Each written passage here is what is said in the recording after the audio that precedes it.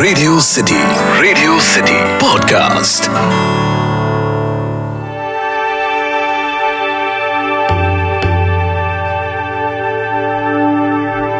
कर्नाटका का कोडागु डिस्ट्रिक्ट, जहां तला कावेरी नाम की जगह से निकलती है one of the biggest and one of the most controversial reverse of India, Kaveri नदी।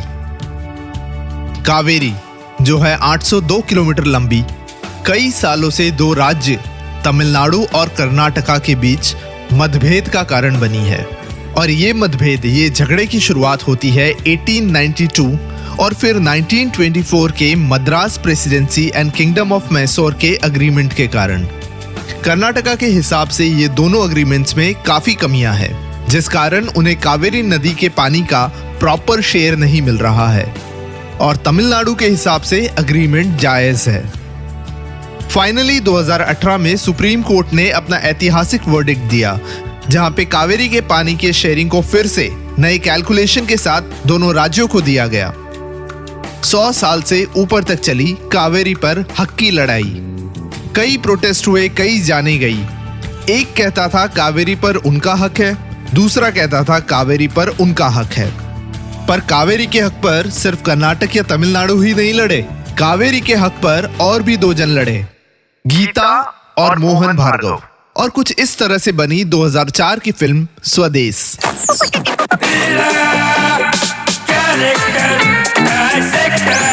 Character dissector with Atiq.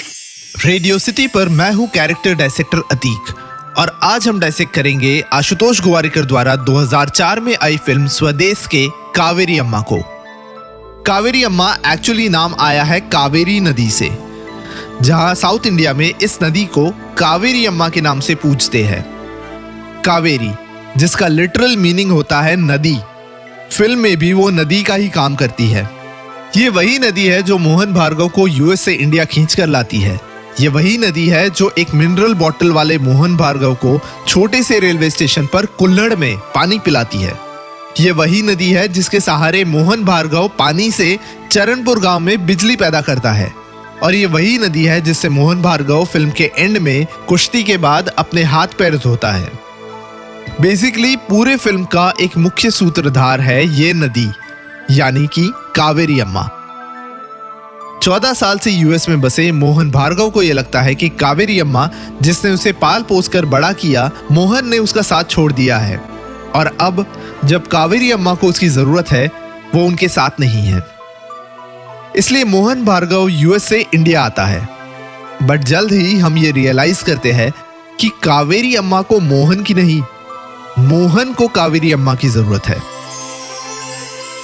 Kaveri अम्मा मोहन को जीने की सही राह दिखाती है, उसके जीवन में एक नया मकसद, एक नया पर्पस लाती है।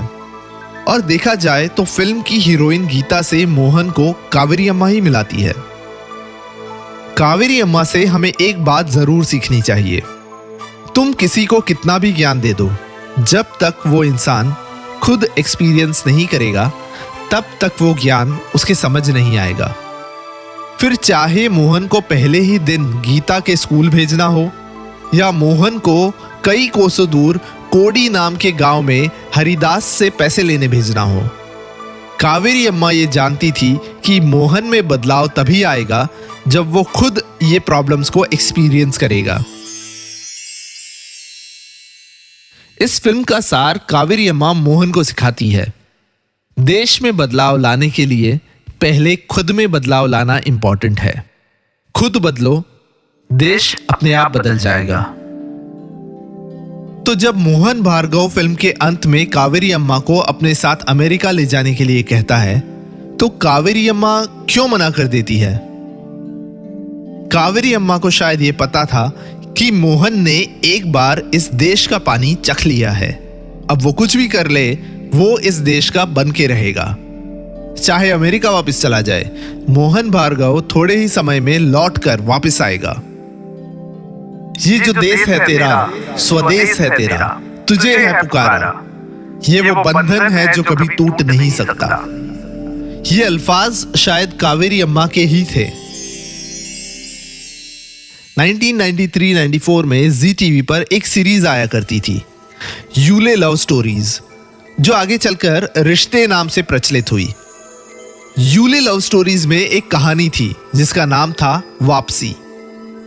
वापसी कहानी थी एक एनआरआई की जो इंडिया आता है अपनी आया को वापस ले जाने, पर वो इंडिया आकर इंडिया का ही हो जाता है। इस कहानी में एनआरआई का रोल किया था आशुतोष गोवारिकर ने, और आया का रोल, जिसका इस सीरियल में भी नाम कावेरी अम्मा ही था, उसका रोल किया था सेम एक्ट्रेस यानी किशोरी बलाल ने। देखा जाए तो सदियों से हर मोहन भार्गव को वापस स्वदेश बुला रही है कावेरी अम्मा। कावेरी अम्मा।